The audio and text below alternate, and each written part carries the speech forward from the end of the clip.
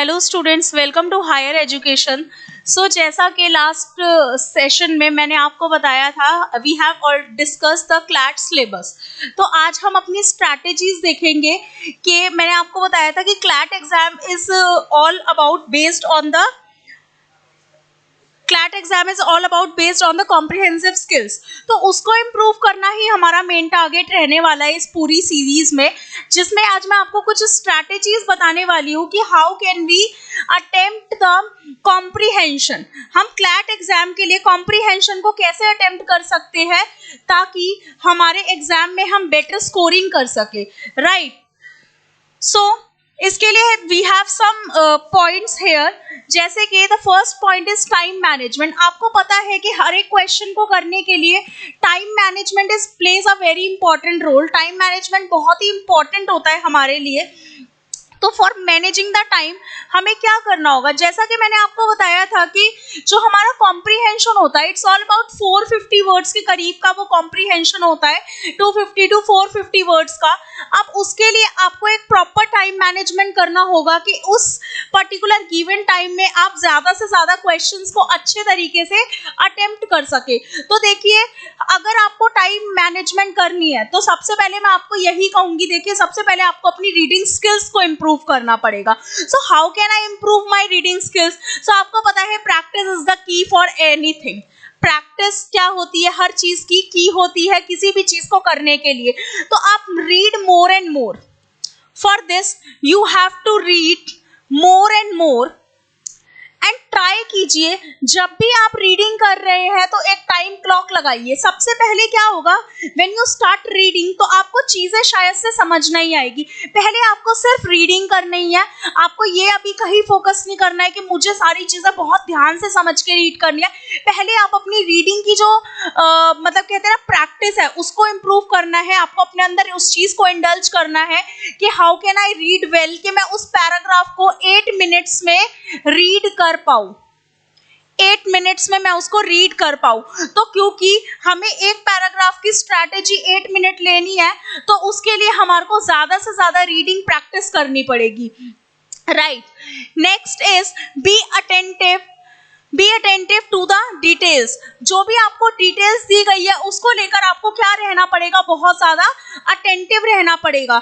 जब भी you are reading a paragraph, आप अगर एक पैराग्राफ रीड कर रहे हो तो आपको उसकी थीम देखना बहुत ही जरूरी हो जाता है कि ऑथर उस पैराग्राफ से related what is the theme of that particular paragraph, plus जो ऑथर है जब वो कोई चीज बोल रहा है तो what is the tone of the author is very important,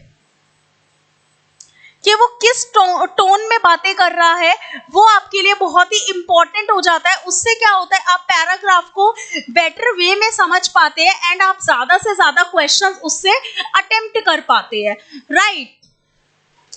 next जो आपकी trick number 3 is understanding is the की। देखिए, हमें पता है कि अगर हम कुछ भी चीज करते हैं तो उस चीज को करने के लिए जो हमारी की चीज होती है, जो हमारे लिए सबसे इंपॉर्टेंट होती है, आपको वो अंडरस्टैंडिंग होती है। तो before attempting the question make sure that you will understand the paragraph in a very well mannered in your mind.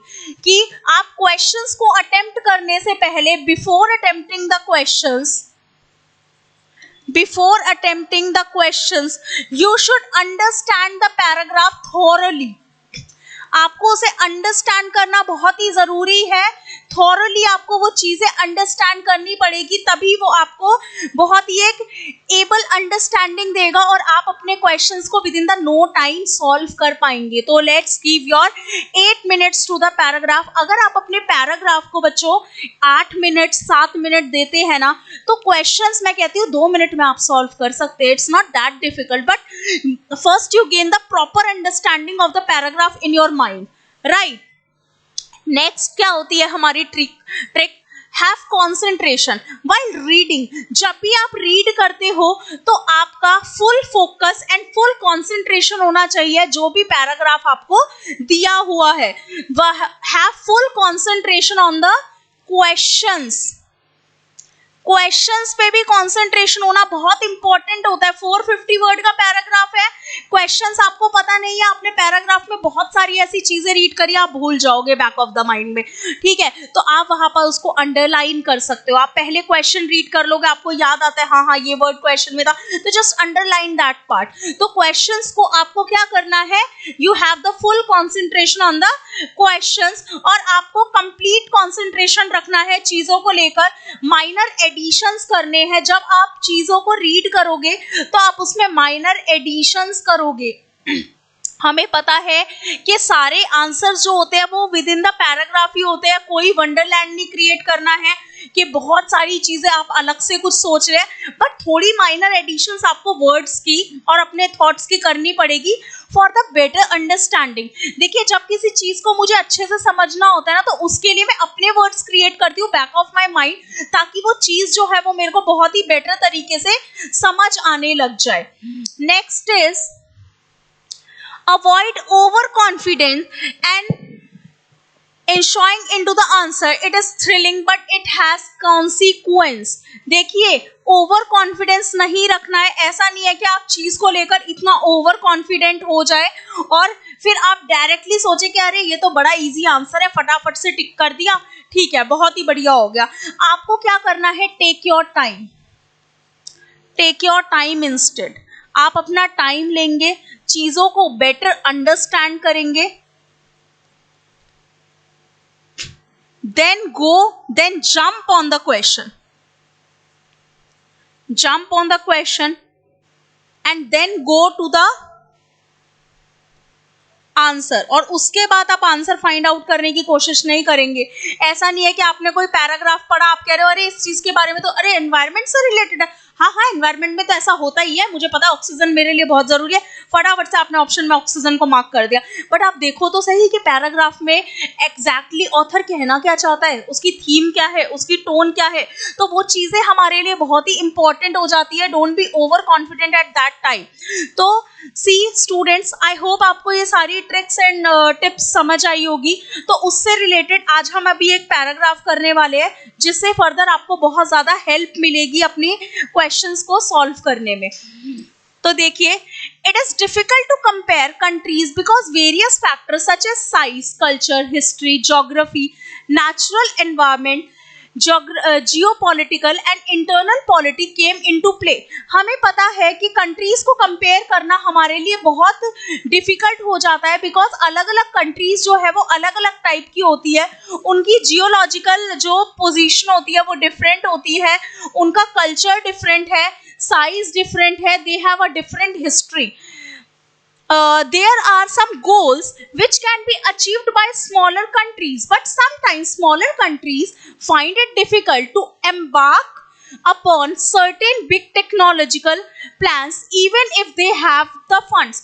अब क्या होता है कि जो कुछ छोटी कंट्रीज होती है, अंडर डेवलप कंट्रीज होती है, स्मॉलर कंट्रीज होती है, उनके लिए डिफिकल्ट हो जाता है टू एम्बार्क मतलब कंपीट करना किससे, बड़ी कंट्रीज से, इवन दो उनके पास टेक्नोलॉजिकल प्लान है या फिर प्रॉपर फंडिंग है, स्टिल उनके लिए वो चीज़ें डिफिकल्ट हो जाती है। उसका मेन रीजन क्या है, बिकॉज उनकी जो डोमेस्टिक मार्केट है वो उस तरीके से वर्क नहीं कर पा रही है, प्रॉपर वे में वर्क नहीं कर पा रही है।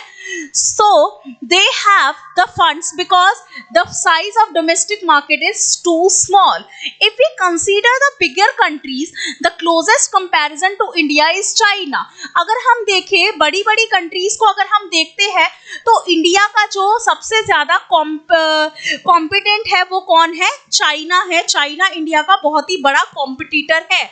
तो there are many crucial differences, बहुत सारे क्रूशियल डिफरेंसेस आते हैं।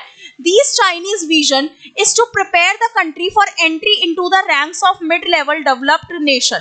ये जो चाइनीज का क्या विजन है, अपनी कंट्री को मिड लेवल रैंक के अंदर लाना 21st सेंचुरी तक, acceleration to the nation's economic growth, अपनी इकोनॉमिक और सोशल डेवलपमेंट करना by relying on the advance in science and technology, pivotal in this, ये साइंस और टेक्नोलॉजी को उसके साथ आगे बढ़ाना पाइवटल है, बहुत ही उसके लिए इम्पोर्टेंट है।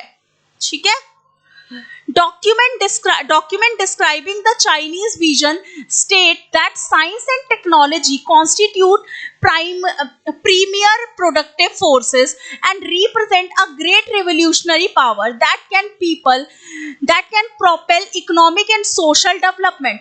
ये डॉक्यूमेंट्स हमारे को डिस्क्राइब करते हैं चाइनीज के विजन को कि वो साइंस और टेक्नोलॉजी को लेकर उस तरीके से आगे बढ़ रहे हैं कि वो रिवोल्यूशनरी पावर में आ सके इकोनॉमिकली और socially. It is interesting to note that the main lesson the Chinese have drawn from their past performance is their failure to promote science and technology as strategic tool for empowerment. वो अपने past से present को सीख रहे हैं और अपनी science और टेक्नोलॉजी को इतना बेटर वे में यूज कर रहे हैं कि फ्यूचर में वो किसी को भी पीछे छोड़ सके. They also point to absence of mechanism and motivation in their economic activity. वो अपनी इकोनॉमिक एक्टिविटी को मोटिवेट करने का ट्राई कर रहे हैं. Promote dependence on science and technology. Science और टेक्नोलॉजी पे वो कैसे डिपेंडेंट है उस चीज को प्रमोट कर रहे हैं. Similarly they hold that their scientific and technological effort were not oriented towards the economic growth. कि उनके सिर्फ scientific और technological effort जो है वो उनको economic growth में आगे नहीं बढ़ाएंगे. Consequently, they conclude that a large number of scientific and technological achievement were not converted into productive forces as they were too far removed to the Chinese immediate economic and social needs. ठीक है. The Chinese vision is therefore aimed at exploiting state of art and science. कि वो अपनी state of science and art को आगे बढ़ाने की कोशिश कर रही है. नेशन में ओवरऑल पावर को स्ट्रेंथन करने की कोशिश कर रही है. To improve people's living standard. लोगों का लिविंग स्टैंडर्ड सुधार रही है. प्रॉब्लम रिजॉल्व कर रही है. Encounter in large scale industry. Large scale industry में एग्रीकल्चर में एनकाउंटर कर रही है. प्रोडक्शन एफिशिएंट कंट्रोल कर रही है अपने रिसोर्सेज को लेकर. बाय द ईयर 2000 उसने सोचा 2000 तक China had aim to bring the main industrial sector up to the technological level. उसने कहा कि सारी डेवलप कंट्री में टेक्नोलॉजिकल लेवल पे मैं एम्बार्क कर जाऊंगा, सबसे ऊपर आने का आई विल ट्राई.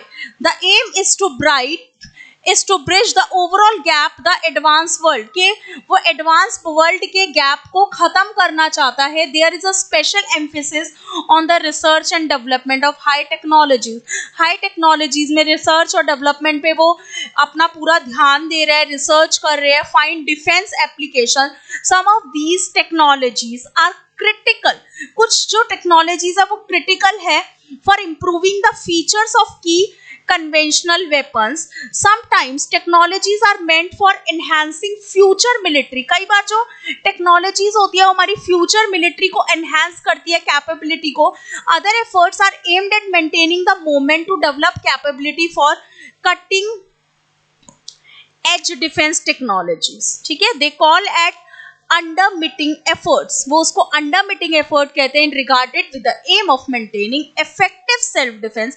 अपना self defense ला रहे हैं. Nuclear deterrent capability and enable partially defense science and technology advanced world.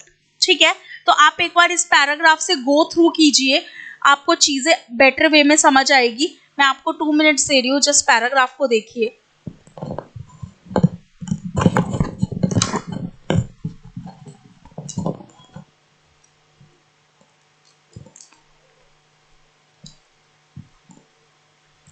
तो होप आपने पैराग्राफ देखा होगा. Let's move on the questions part.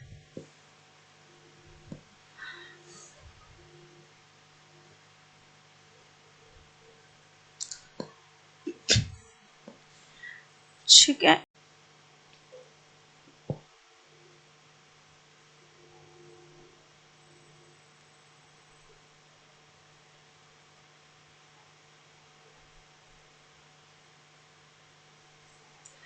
Okay, comparison between two countries because becomes difficult. क्यों हो रहा था दोनों कंट्रीज के बीच में हमारे लिए कंपैरिजन करना? तो इसका आंसर हम देखेंगे. देखिए इसमें ऑप्शंस आपको 2 या एक ऑप्शन भी हो सकता है, बिकॉज हमारे कुछ इस तरीके से थे, both first and second, only first, इस तरीके से. तो हम देखेंगे इसमें the countries differ in their internal political system. तो बिल्कुल सही है कि उनके बीच में कंपैरिजन ना होने का मेन कारण क्या था कि वो दोनों अपने इंटरनल पॉलिटिकल सिस्टम में डिफरेंट थी. Each country has its own democracy. बिल्कुल नेक्स्ट है the countries with homogeneous background are many in numbers, कि होमोजीनियस बैकग्राउंड था। देखिए इंडिया और चाइना को लेकर कोई होमोजेनिटी की बात नहीं की गई है कि उन दोनों में कुछ भी चीजें सिमिलर नहीं थी, तो हम इसमें ले सकते हैं option number first and second. अगर आप फर्स्ट पैराग्राफ में जाकर देखते हो तो उसमें सिर्फ जियोलॉजिकल एरिया वगैरह की बात की गई है, ऐसी होमोजेनिटी की बात कहीं पर भी नहीं की गई है। होमोजीनियस का मतलब होता है सेम, राइट। नेक्स्ट क्वेश्चन आपका आता है जो सेकंड है, what is the goal of China to be accomplished by the middle of 21st century, कि चाइना का क्या गोल था 21st सेंचुरी आने तक, चाइना ने अपना क्या गोल सेट किया था, चाइना ने किस चीज को लेकर अपना गोल सेट करा था। तो देखिए students, to become one of the most developed country, क्या उसको सबसे ज्यादा डेवलप कंट्री बनना था? तो ऐसा तो कुछ नहीं था। To surpass the level of all middle level developed nation by good margin, कि वो सबको पीछे छोड़ना चाहता था। To be the most influential supreme power, तो इसका होगा नन ऑफ दीज। इसका क्या आंसर होगा? नन ऑफ दीज होगा। क्यों? क्योंकि जो चाइना है, देखिए आपका जो पैराग्राफ है उसमें उसने रैंक की बात की गई है, उसमें उसने अपनी रैंक की बात की गई है, mid level development by the middle 20th century, बस मिड लेवल डेवलपमेंट की बात की गई है। इसमें ऐसा कुछ नहीं है कि सबसे आगे या कुछ भी ऐसा नहीं होगा, तो इट्स नन ऑफ दीज। इसका आंसर क्या हो जाएगा हमारा? नन ऑफ दीज हो जाएगा, right. Next is what according to Chinese vision can boost socio economic development of a China. Socio economic development को क्या चीज कर सकती है? ऑप्शन को देखे बिना ही आप बता सकते हैं। साइंस एंड टेक्नोलॉजी, पढ़ने की भी जरूरत है। Research and development, no. Premier productive force, no. Mind united revolutionary, no. वो बार बार पैराग्राफ में किस चीज पे एम्फेसाइज कर रहा था? साइंस एंड टेक्नोलॉजी पे एम्फेसाइज कर रहा था। किस चीज पे एम्फेसाइज कर रहा था? On the science and technology, okay. Now the next is which of the following field has particularly been valued by China? China ने किस फील्ड के ऊपर ज्यादा ध्यान दिया है? ऐसा कौन सा फील्ड है जिसके ऊपर चाइना ने ज्यादा ध्यान दिया है? बिल्डिंग हाई क्वालिटी इंफ्रास्ट्रक्चर, बात ही नहीं करी। Innovation in the field of medicine, ऐसा पैराग्राफ में कहीं नहीं है। Defence application based on high technology और एग्रीकल्चर प्रोडक्शन की बात की ही नहीं है, तो ऑप्शन नंबर सी राइट होगा। तो देखिए हमने पैराग्राफ को अच्छे से समझा तो हमें चीजें बेटर वे में समझ आने लग गई। आई होप स्टूडेंट्स आपको ये सेशन समझ आया होगा। आपके बहुत सारे डाउट्स आज इस सेशन के बाद क्लियर हो गए होंगे। अगर आपको ये पीडीएफ चाहिए, ये पीपीटी, तो आप हमारा ऐप डाउनलोड कर सकते हैं हायर एजुकेशन का फ्रॉम द प्ले स्टोर, जिसमें आपको सारी चीजें मिल जाएगी। आपको उसमें डेली लाइव सेशन मिलेंगे, 500 hours plus lecture, 1000 plus mock sessions, जो आपको 250 प्लस कॉलेज तक रीच करने में मदद करेगा। तो this is all free of cost, तो you can go to the Play Store and download our app. Thank you for the session.